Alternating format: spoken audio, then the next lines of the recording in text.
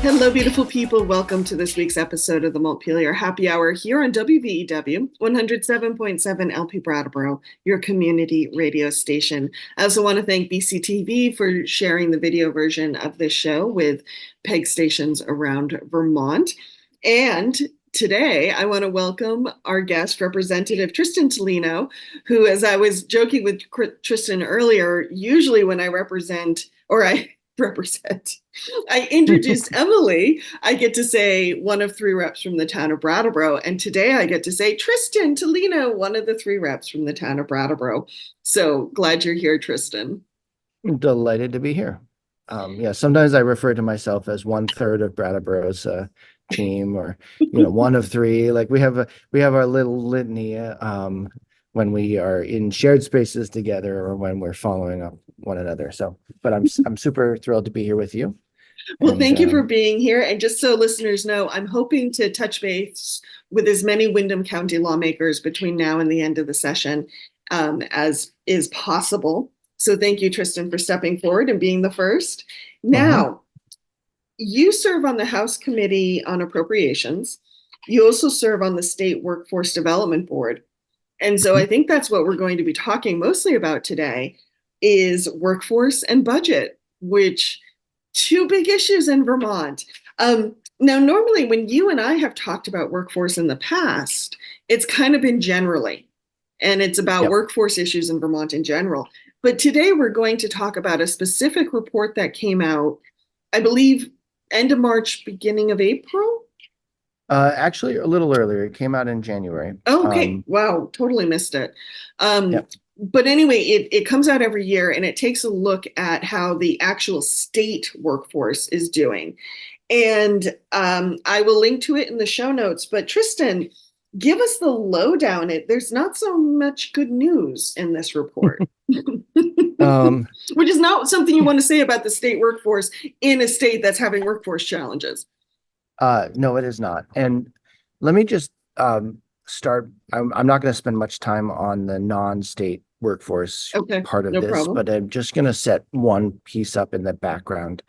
When we talk about workforce, what does that mean? Or the labor force, what does that mean in kind of big numbers? And what is the macro trend of what's happened in the last 5 years? Everyone knows that the pandemic was very disruptive, that the post-pandemic hiring world has been different. And, like we read a lot probably in the news or hear a lot about it, but it's not necessarily grounded in, well, what does that really mean? Right.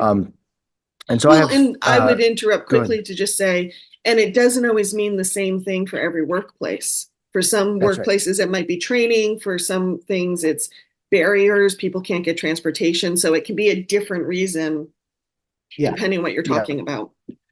Yeah. And so the background, that's absolutely right. And so the background here is that in January of 2020, pre-pandemic, Vermont was in the middle of a multi-year challenge of having quite a few job openings. I think at the time it was something like 10 or 11,000 job openings in the state, and very, very low unemployment and an aging demographic. So there were fewer people in the workforce.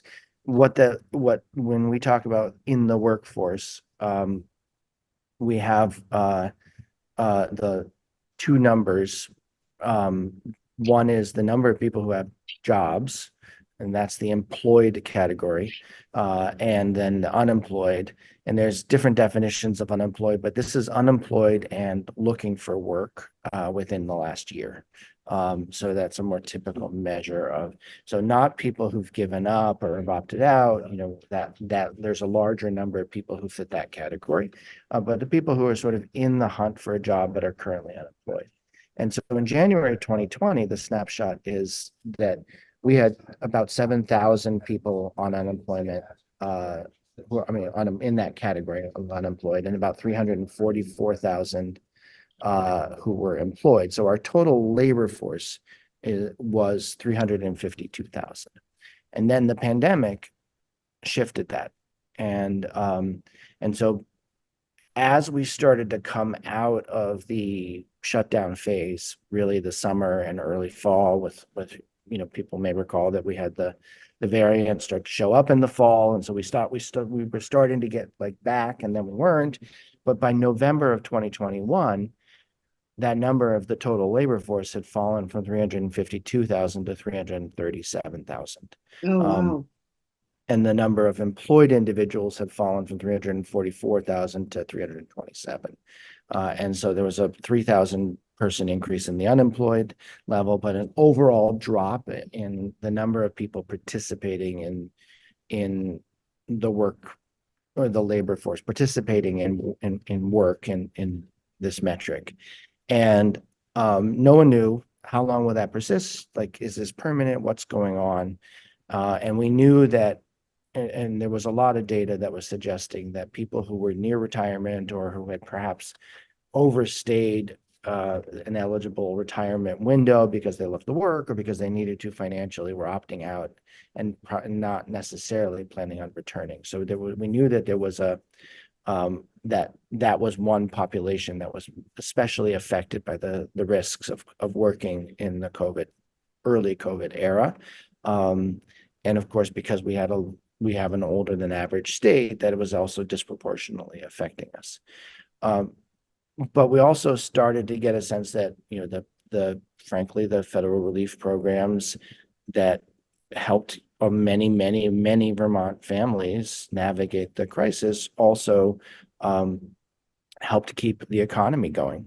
And so the economy started to recover. And by December of 2023, we basically were back to the same labor force numbers we'd been at in January 2020. So we back up to 352,000 in the labor force, back up to 344,000 employed, and back down to 7,700 unemployed. And so what you see is that, that if you will, like the trough of the peak pandemic has now been filled back up, and we're back to roughly where we were. So that's the backdrop on one part of it. And then the other backdrop then is that anecdotally still, people are saying it's very hard to hire. And why is that? Well, because the economy has been doing well, because of our aging demographic, we have one of the highest numbers of open jobs still for available workers. And so it's like 2.5 jobs for every available worker, which I think is in the top 5, if not top 1 or 2.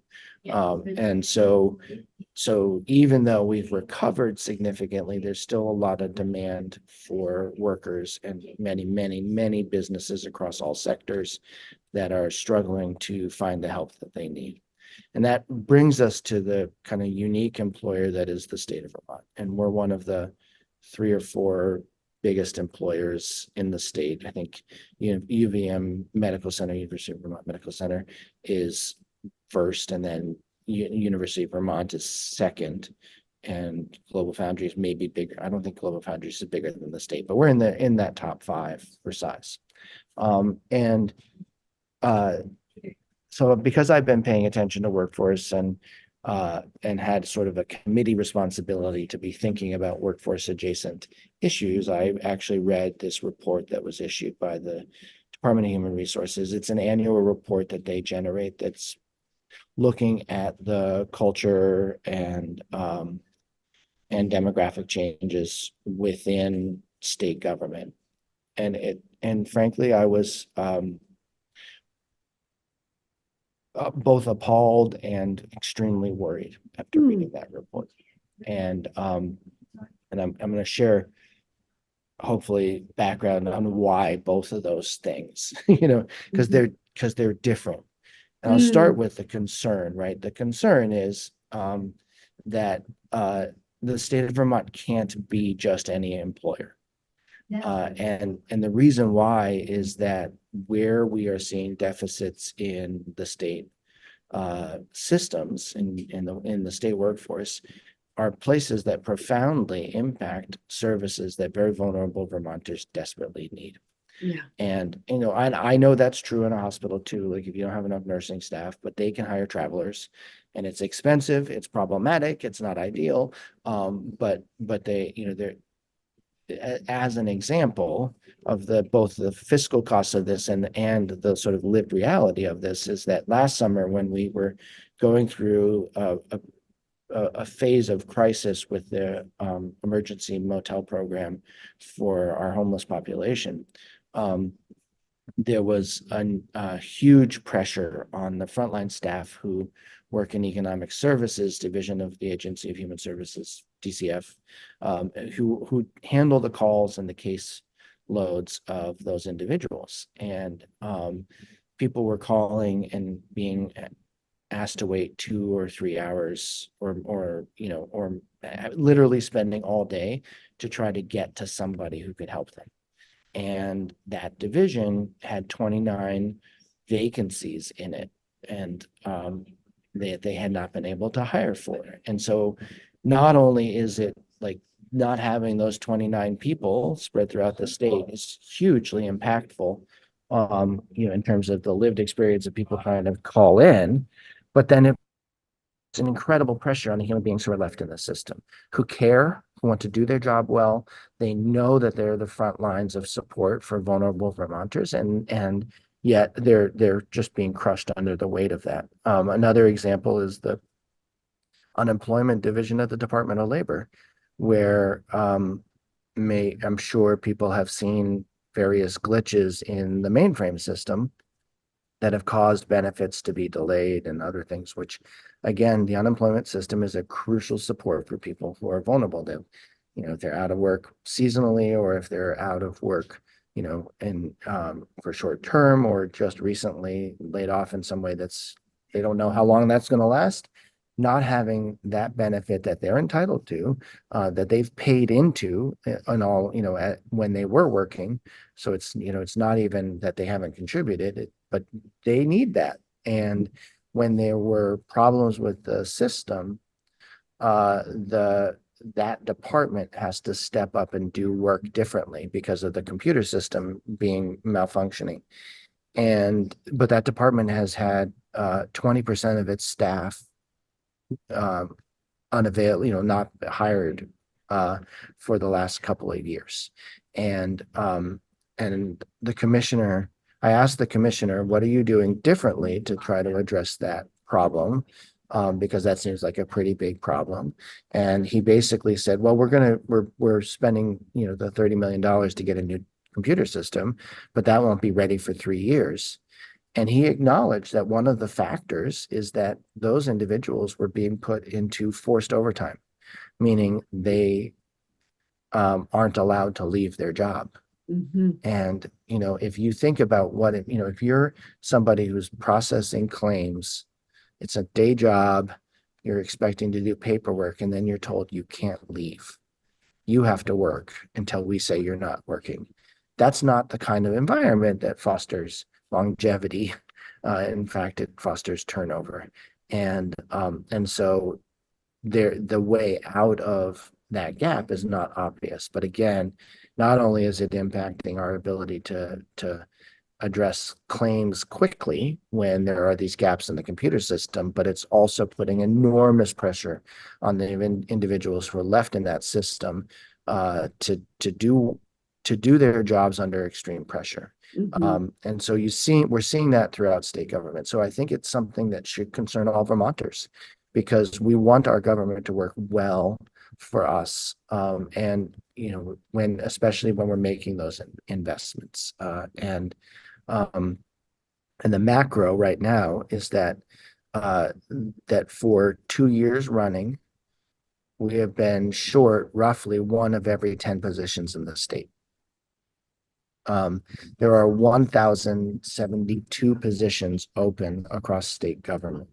And in some places it's significant and profound in the Department of Mental Health and in the Vermont Veterans Home. Yeah. It's huge. The Veterans Home has a wait list of qualified individuals and a wing that they cannot open because they are so dependent on travel nurses and they can't hire. Mm-hmm. And so it's like multidimensional impacts that are happening. They can't they can't bring people in who deserve to be there, would thrive there. They have a great environment for them, which would also free up other housing elsewhere for people who need housing. Mhm. And to the extent that they're dependent on travelers, it's causing huge budget pressures. And I'll come back to that when we talk about the budget. And if I don't, please prompt me to sort of talk about the way that workforce is putting pressure on the budgets in a way that's kind of invisible for most Vermonters. Okay. Well, and I just want to go back to you said it well, but I want to go back to the veterans home and just make sure listeners really hear that the veterans home has open beds, that it could actually put people in and get them care. And they have a waiting list of people who qualify for those beds. But because they don't have the staff, those beds are just staying open and the people are just staying on the wait list. And that kind of makes everything else in the system sticky. That's right. Or And constipated even. that's exactly right. And it's also true at the state psychiatric hospital that they have a wing or two that they can't open for the same reason. Hmm. And you know, I don't remember off the top of my head what the number is for the Vermont Veterans Home, but I do for the state mental health hospital that it's more than half of their shifts on direct patient care are being run by travelers. Oh, wow. And so this is, you know, the backdrop, where I want people to understand this is actually all of our problem. Because it puts fiscal pressure on us because state government is unable to meet people's needs in the way that it's been designed to do. Mhm. Whether that is shortages in the Act 250 permit office, whether that is shortages in the call center, in many, many different ways, it shows up in a way that's impactful for Vermonters. And so it's right for us to look at this. And then I also want to be absolutely clear. The governor, for lack of a better word, is the CEO of the state. Mhm. The legislature is responsible for the laws and for passing a budget. And the governor is, as the chief executive officer of the state, is expected to execute on those laws and the plan that in his case he has agreed to. You know, when he signs the budget or allows it to become law, then he's agreeing that that's the plan, the strategic plan, if you will, that he's going to work within and try to execute on. And where this crisis goes to a whole nother level, in my opinion, is that I'm not seeing, frankly, the accountability from the governor as the chief executive officer to say this is not okay.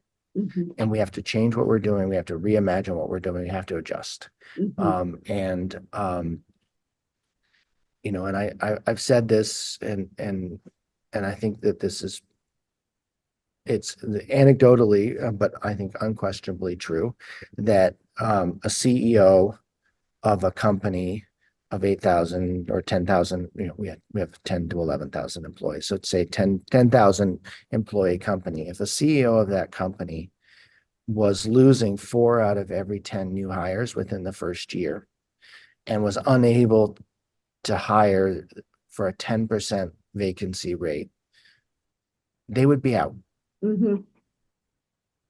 It Yeah. would that no CEO would be safe in that context. Mhm.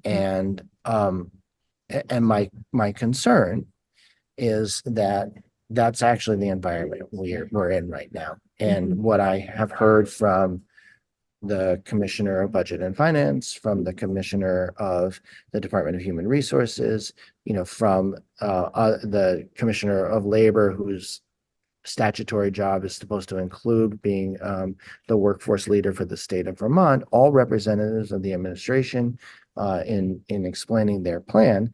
What I have heard is that their idea is we'll just keep trying. We'll just keep trying to hire for the positions that we have. Mhm. And not what I said to them all is I said, to me, it feels like a 5-alarm fire. Mhm. And what I'm hearing from you is incremental improvement is just fine.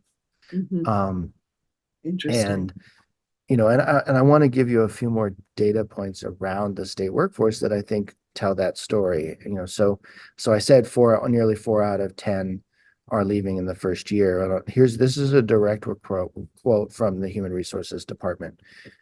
For fiscal year 2023, nearly 75% of people who voluntarily left did so in the first 5 years of their working for the state, and nearly 40% occurred in the first year of employment.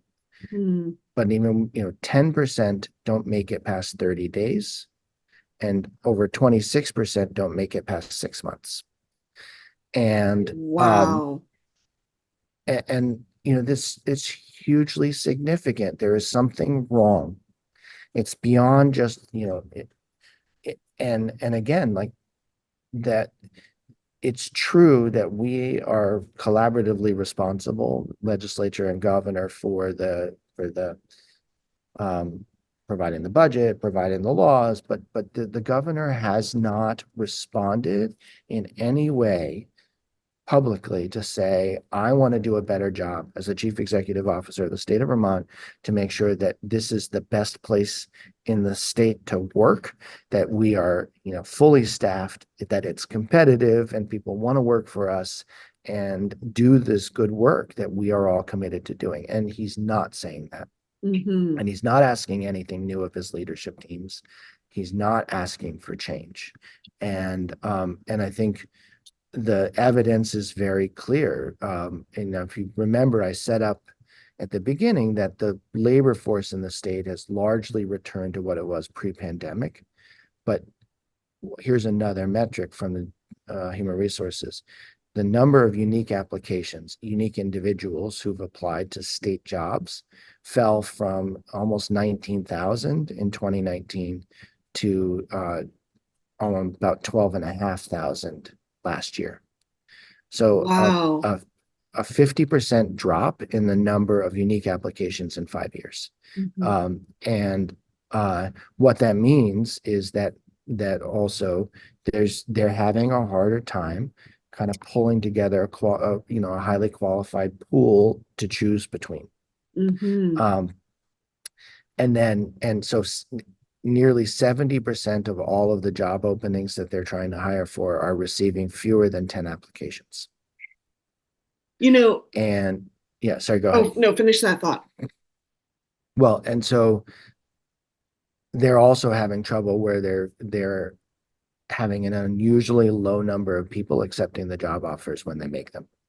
And I think there are some good reasons for that, and I'm happy to explain it. And it's tied to the budget pressure, but also I think tied to where the process is taking so long. It takes on average 70 days for Vermont to hire for an open position. Yeah, And and if you've so applied to 14 jobs and you've heard from 5 of them, yeah, that's right. yep. That's right. So I think what I'm sitting with, and we have just 5 minutes left in this first segment, Tristan, is we talk on the show about stories and the stories we tell. And one of the stories, at least I tell about state government, is that those are pretty plum jobs. They tend to have they have a strong union. They tend to Mhm, have strong contracts. They mhm. tend to have decent pay compared to other jobs in the state. We could talk about wages in Vermont probably too at some point. But they have fairly good wages and they tend to have good long term benefits like Yes. insurance or pensions or something like that, which is really plum in a state like Vermont. And so I'm kind of sitting with what do you mean they're not getting tons of applications? And what do you mean they're having a hard time with retention, which everyone focuses on with workforce, the hiring side. But retention is just as important because it costs money to bring people on board. It costs money to train them. You have institutional knowledge you need to pass on. Like it's a big deal to retain someone. Um, so that's what I'm sitting with. My jaw's a little bit on the table, just a little bit. Yeah. And I asked the commissioner of budget and finance. I said, look, I I said, you're essentially the CFOs of state government. You see all the budgets across state government. And I said, and what we know from lots of very good research is that the training costs of new hires, that that losing somebody and having to retrain somebody for their position, that it's at least 1.5 times more expensive than retaining them to train somebody new in the position, because of lost productivity, because it takes other people off of their work stream to have to train somebody. All of those things add up to like a 1.5 plus cost. And so, the numbers that I just read you about what's happening in that first year of employment, what that means is that for all of the places of churn, they're actually absorbing, huge productivity losses and if not direct extra expenses. And last year, the turnover rate overall was 13%. And there was only they go back to 1998, so 25 years. Okay. And that was the highest turnover rate since 1998, except for 1 year, which was last year. The year before, the year before. And Wow. so, but basically you've had the two highest rates of turnover, 15+% 2 years ago, and then 13% last year. But if you think about that, that means that,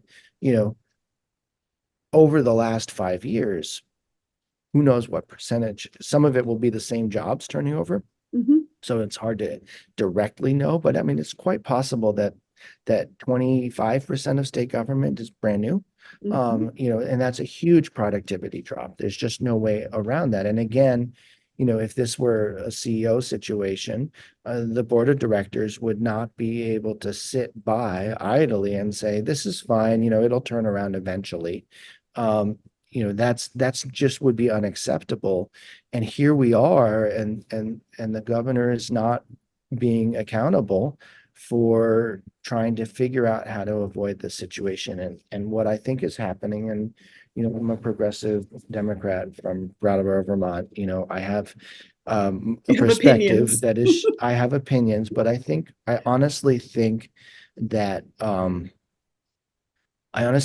this is a place where the ideology of the government is more of the problem than it is the solution is rearing its head. That there's that it's, and I want to stay just on this side of sounding like a conspiracy theorist here, but Grover Norquist many decades ago would talk about starving the beast, and make it, that if the government was under-resourced and underperforming, then people would want to privatize government services to get better performance, and that would shrink the size of government. And what it feels like is that is happening in Vermont, but in a way that is invisible to Vermonters, who think, well, he seems like a nice guy and he was good on issue A, B, or C, and that's all I can remember about him. And they're not paying attention to the fact that as a leader, he's not actually accountable for what he is. His primary responsibility is actually to steward state government in the way that we've all agreed to do, and that's not happening. And so it's extraordinarily disheartening, and that's why I said at the beginning, I'm both sort of disheartened and distressed, and also concerned about the larger crisis. But part of it is simply the lack of ownership and leadership of the governor on what is his primary responsibility, I'm not sure yet, where to go with it, because it's very hard for the legislature. We approve positions, but they do the hiring. They do the job descriptions. They do the management and the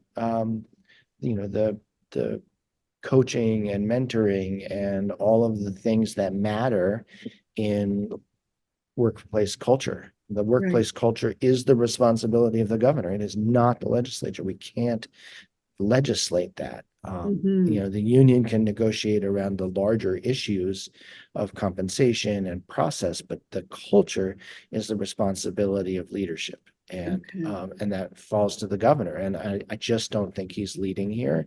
And his people, literally their answer, I could send it along to, but it's available on YouTube. But when I Yeah, ask these send it along. I'll questions, put it in the show notes. yeah, I will send it along but it's even time stamped to where I've asked some of these questions, and they the commissioner of finance, budget and finance, when I asked him, have you evaluated what this turnover rate is doing in terms of those kinds of hidden costs? He said no. And, when I asked the commissioner of labor, like, from your perspective, what are you doing differently? And he's basically said nothing.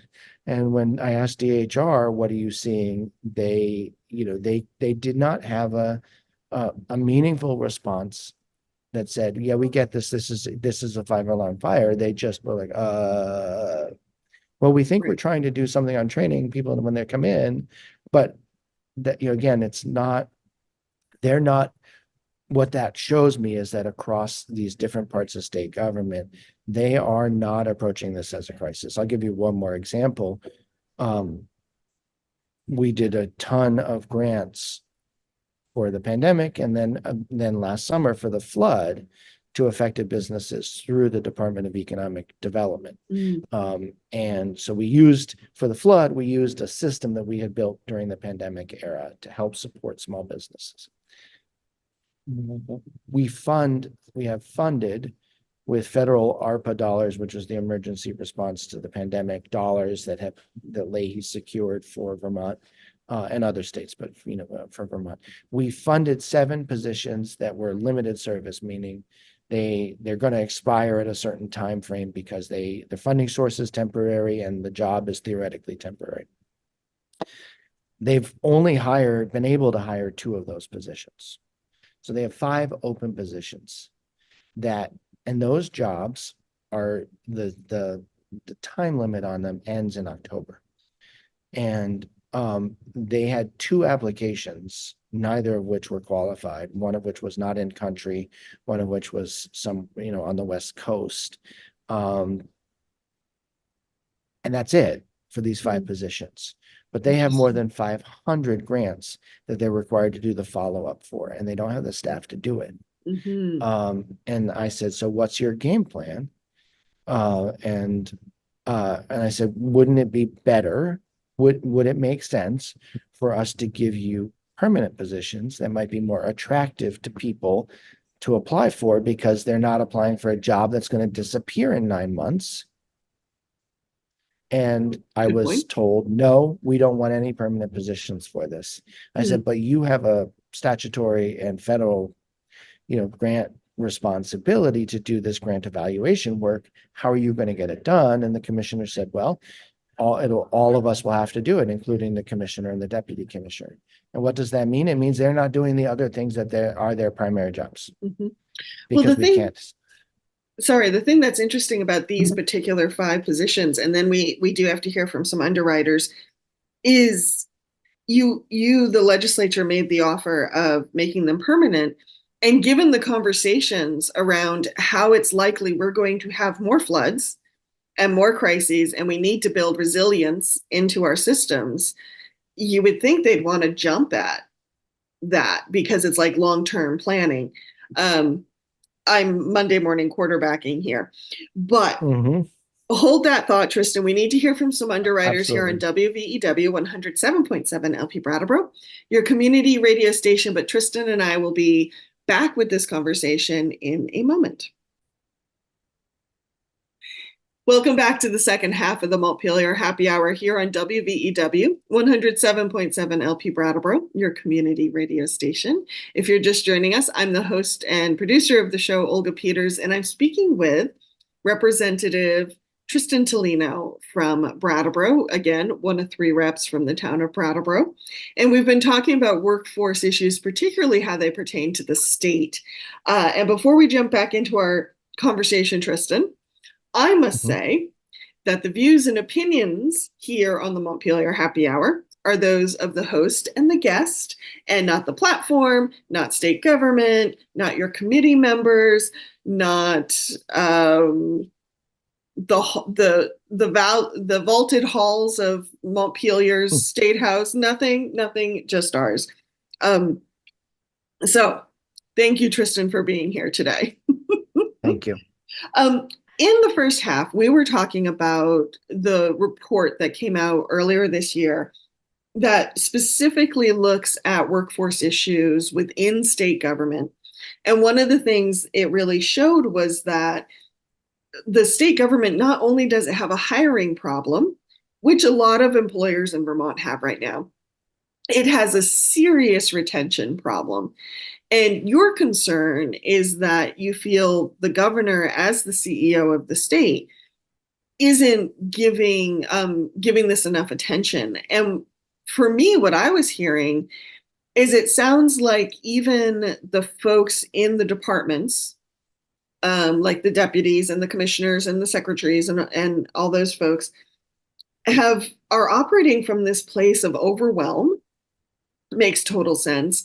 But also, from what I was hearing, a lack of empowerment, that they maybe even didn't feel they could make some big, broad changes.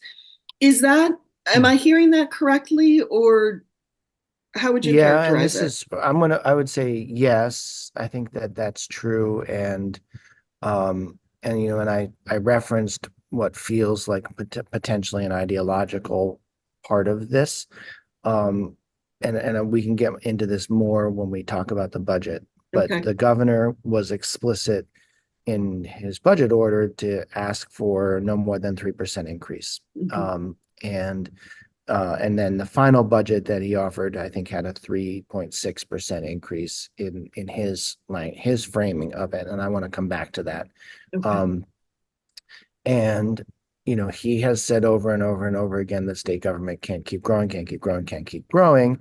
But and so there's there's a belief system there. Mhm. And so when the administration presents a budget, that's their position on how state government should be staffed and funded. Mhm. And they send out their political appointed leaders, the commissioners, secretaries, to defend that position. And so it was not it was both surprising and not surprising, right? That the commissioner of the Department of Economic Development would say, no, we don't need new positions, because that's the formal position of the governor. They had already taken that position in their budget. They don't need new positions. They're just going to try to hire, continue to hire for the positions that they already have, even though the on the ground reality is that it's almost impossible to imagine that they'll be successful, because the jobs are expiring, because they haven't been successful. Mhm. Meanwhile, there are Vermonters who I'm going to pause for just a second. Okay. Because you are frozen on my screen. Oh no. Yeah, listeners, just so you know, we have had some Wi-Fi issues today, so bear with us. Tristan, thumbs up, thumbs down. Oh, and Tristan has disappeared. So I'm going to pause my video recording until he can come back. So hang tight, everybody. Yeah. I mean, we have incredible internet here too, and I just don't understand why. And just for listeners, yes, we are Oh, back and we are God. having internet problems, so bear with us. I don't know. You also have really thick walls, and it could be the building itself too. Anyway, we were talking about the governor, and it's his position that government can't grow. And what I was saying Mhm. before you had to jump off is, for me as the Vermonter who might need to access services, that's what I care about. And oh, Tristan's gone again.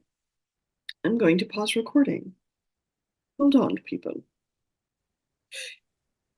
Hello, listeners. We are back. Thank you, Tristan Toleno, for restarting your computer and changing locations and everything, so we can go on with our conversation.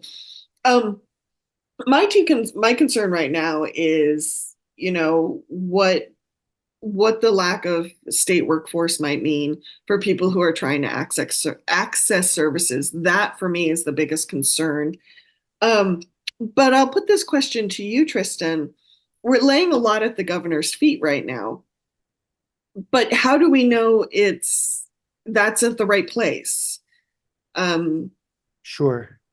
Yeah, I'd love to respond to that because I've used the language of the CEO or the chief executive officer. I mean, it is literally the executive branch in our system of government. And so it is, a constitutional responsibility. mm, Now, you could say, well, he's obviously doing that, but that doesn't mean that he should be able to single-handedly do more than the workforce, at large will allow him to do. And I think the question then becomes, um, if you have a multiple year track record of things not going well, how do you respond? mhm, And if you respond by saying, well, we hope that it will get better in the future, but we're going to continue to do the same thing, that is a leadership decision. They are choosing one path by not choosing to innovate, mm, not choosing to bring that to us.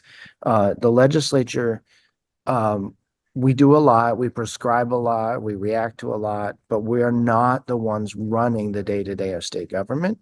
And we don't have the information to run state government. But if the governor came to us in the budget cycle and said, we have a fundamental problem with our job design, with our work culture, with our attractiveness to the workforce environment that we're in, and we have 5 suggestions for how we're going to turn that around. And it's not going to be a 1 year thing, it's not a 1 year fix, but these are the 5 strategies that we have that we think are going to meaningfully make a difference. um but they're going to cost money or they're going to require these changes. Then we would then have a conversation about whether to spend the money, make the changes. mhm, um what they came to us with was nothing. mm, And so if you are comfortable with that level of turnover and that level of vacancy, enough that you don't want to change any of the systems that have led to that point, that is a leadership decision. And it is one that only in our system, only the governor can make. okay. And so to my mind, it's unequivocal that he is a crucial part of the accountability process here, Mhm. because of his constitutional role and because of the that not choosing to change or choosing not to change is a leadership choice. Interesting. Interesting.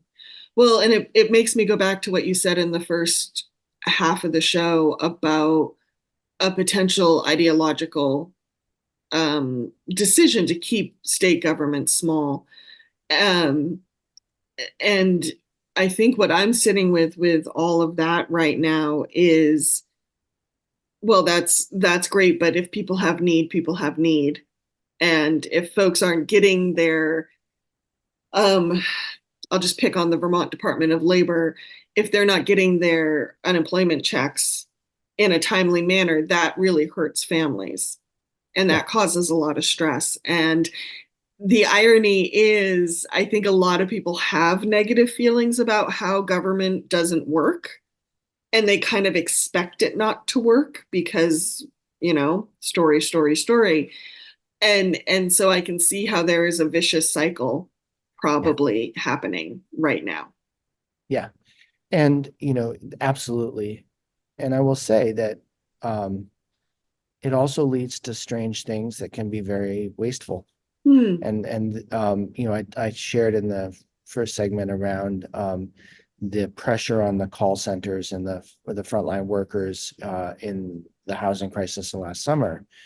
Well, the governor and his team, they have some discretionary spending authority when we're not in session, and they chose to hire a I think Chicago-based call center to answer the phones Right. for those frontline staff.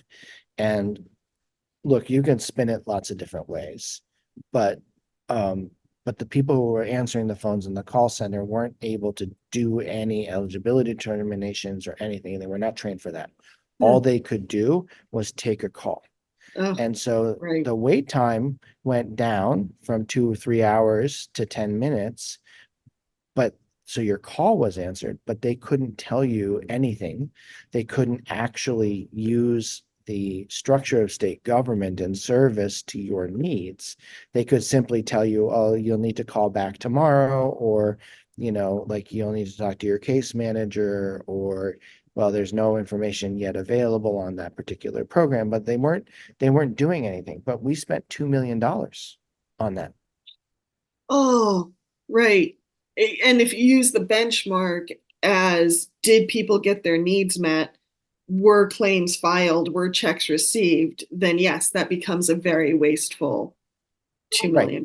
Right. And so if people are actually needing the trained state worker with the authority and the expertise to use the tools of state government to help them, and what they get is somebody in a call center in Chicago who can't do anything, is it really meaningful that their call was answered? It's probably better than never being answered on some levels, but it's also worse because their call was answered, and then there's no accountability for the fact that they're still not getting access to the services that they're eligible for and that state government has designed and resourced in an attempt to meet their needs. And that's the fundamental dynamic here of accountability. If the governor said publicly, we're gonna put a Band-Aid on a very bad cut so that people at least don't have to wait on the phone, and we're going to try to figure out how to make that system help us accelerate their access to services,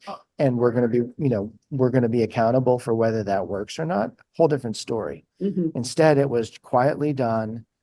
People still weren't getting what they needed, but the governor could send his people out in press conferences and say, there's only a 10-minute wait time for phones.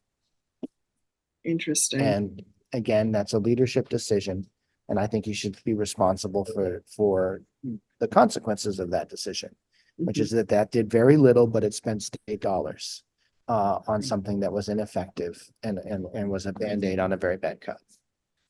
So how does this conversation feed into the state budget, which, if I feel like things move fast this time of year, so maybe my information's outdated, but the state budget has passed the House.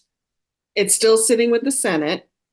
It is roughly the same amount of what the governor proposed, but it doesn't put money in the same buckets that the governor proposed. So it's a little bit even more. Yes, you're right about the general arc of where we are in the process, and but the story is a little incomplete because the House chose, beyond the budget, we passed several pieces of legislation that have significant financial ramifications that are not in the budget itself, but will be, if the Senate agrees to them, they would be in the final budget. So they're not in the current budget. And so that's a little confusing.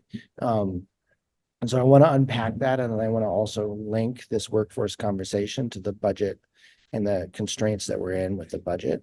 So wish me luck. We'll see how I do. I have coffee. I don't have popcorn, but I'll do my best. Yeah, that's right.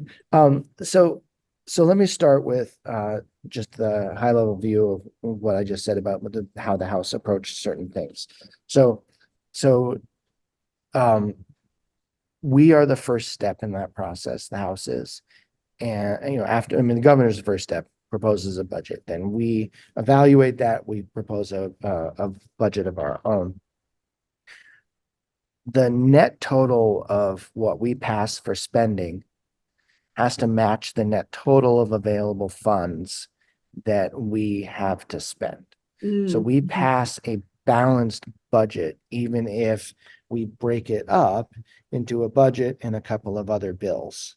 Those bills, then, if they have spending in them, have to have a matching revenue source so that we're still in, the House position is still spending what is available to spend and no more. And for a variety of different reasons, and I won't go through all of the details of it, but I will name the House 829, which was a housing bill, Right.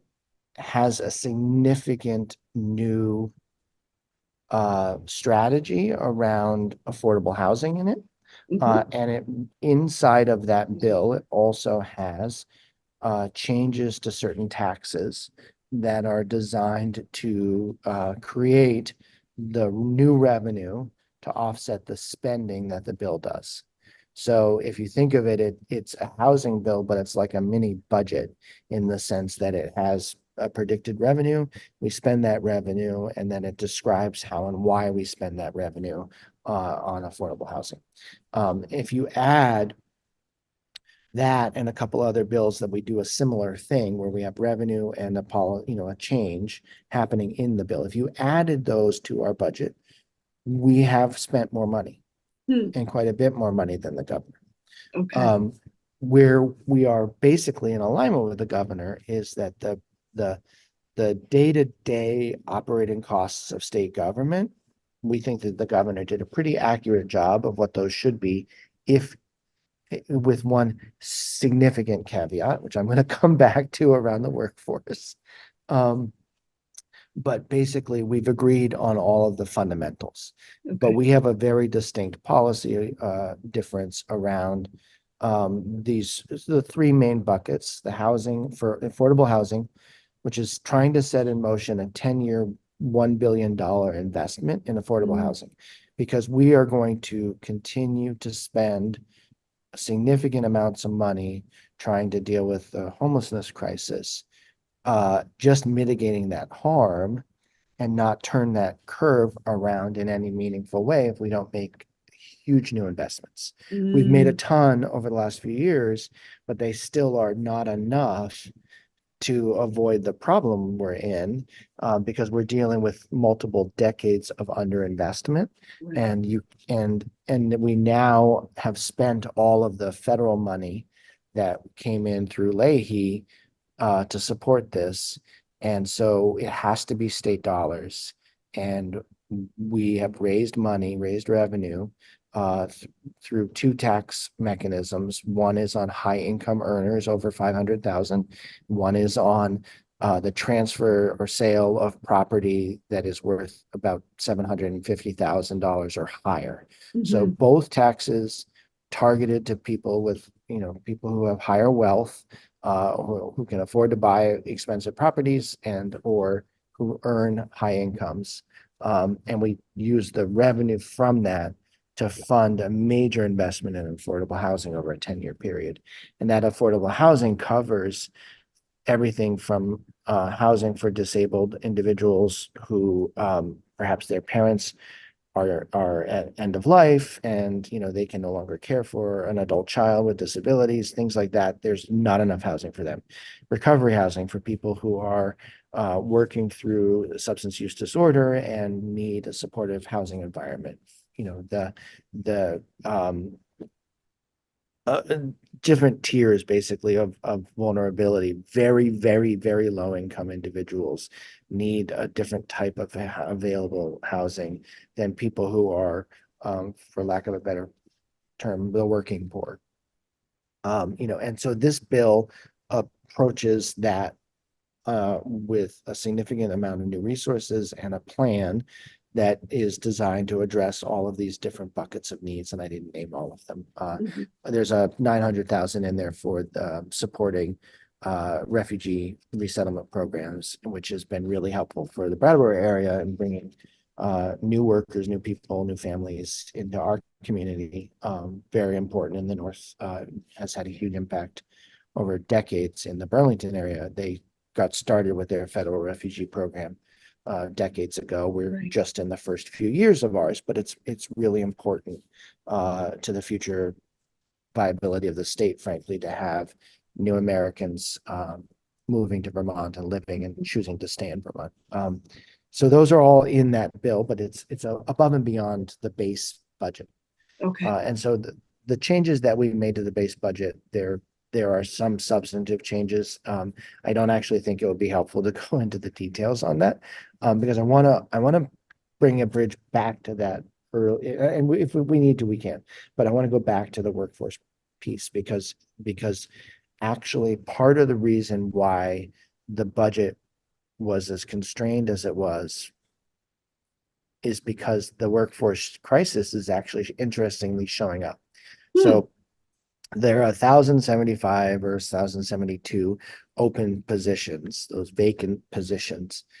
We budget as if the governor will hire for all of them, minus what we call vacancy savings, where we are essentially trying to forecast and agree on a forecast for how likely is it that the governor will be able to get all the way there.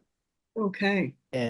And so last year, in the fiscal year, we ended up budgeting $49 million across all the different budgets of vacancy savings from positions that would not be filled during the year.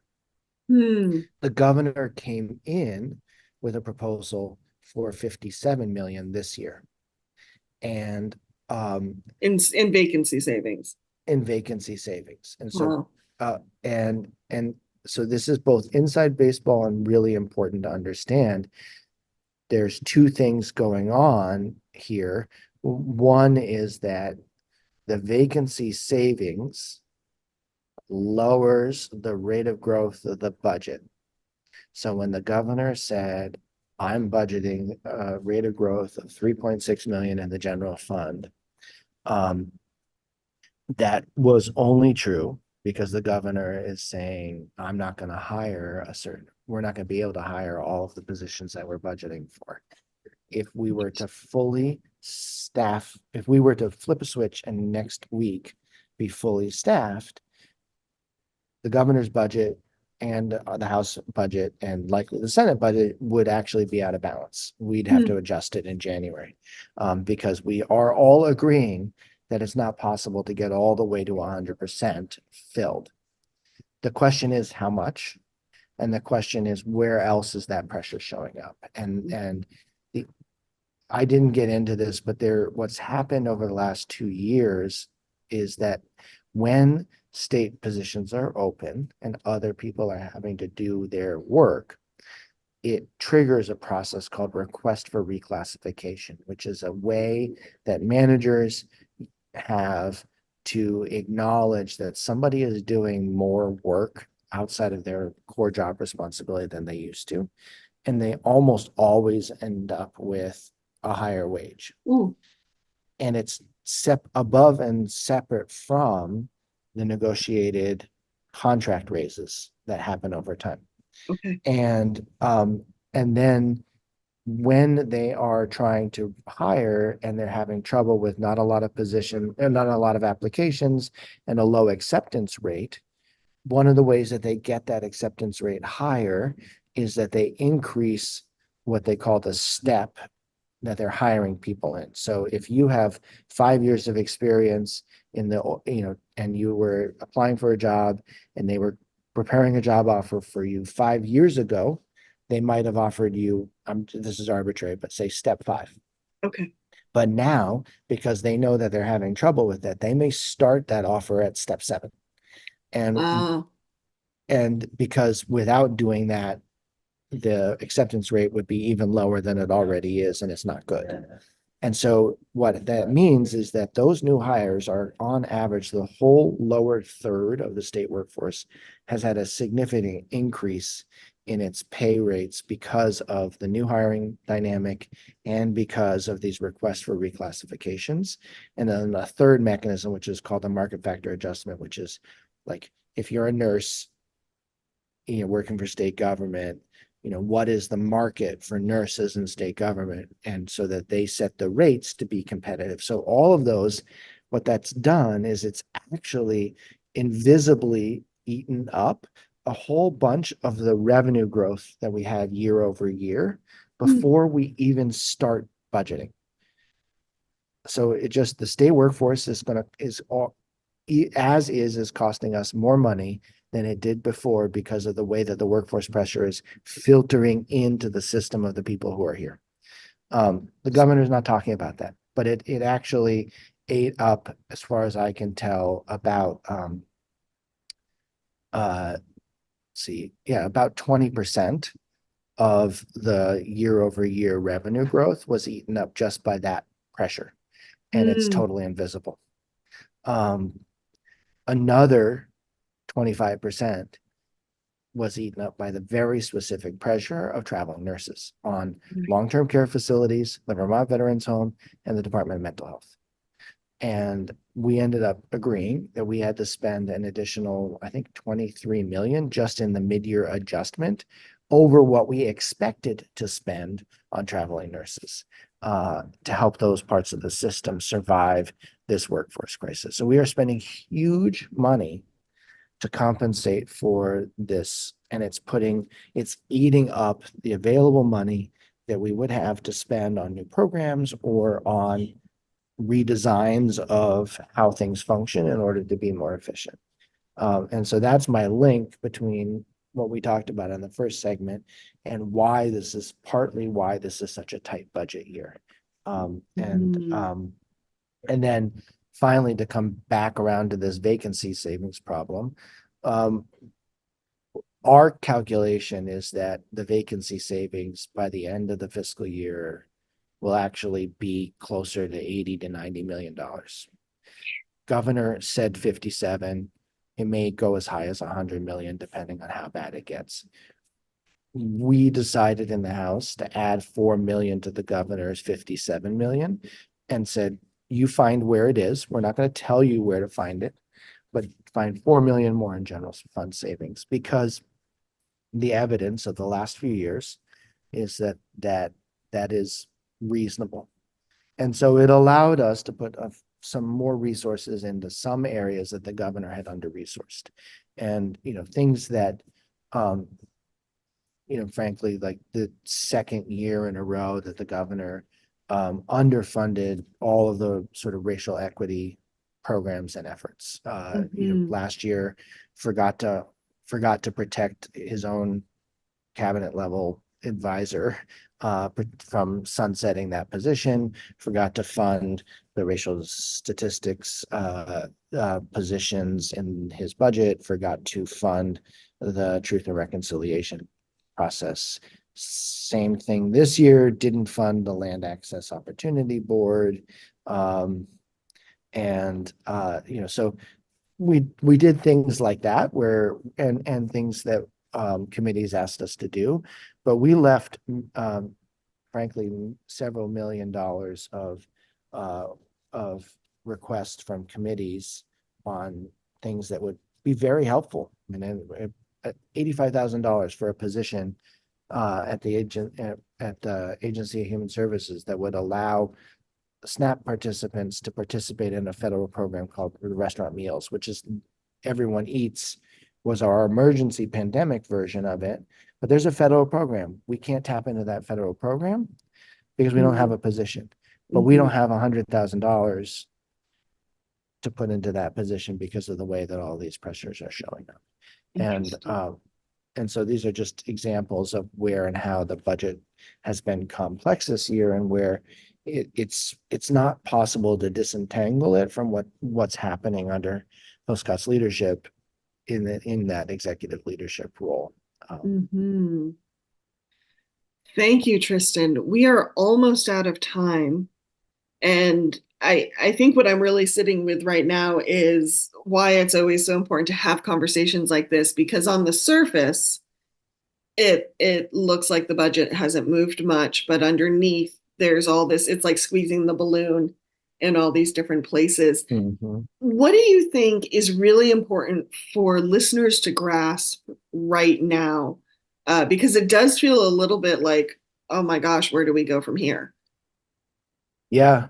So I have a counterintuitive answer to that. First and Okay. foremost is I hope that people understand that there are a lot of really good jobs in state government, and clearly there are some pressures. I don't want to scare people off from any one of these divisions, but they are good. There are good jobs there, and I do hope that people look at them and let people know from other states who may want to be in Vermont that opportunity exists. And then, but if you're concerned and you understand and agree with some of the concerns that I've raised, I certainly think it's important to reach out to your local representatives and senators and say, I'm worried about this. This matters to me. I know I've depended on state services or, my life, and I understand what that means. Or, I have somebody who in my life who does, and I need them to have the right access. How do I help?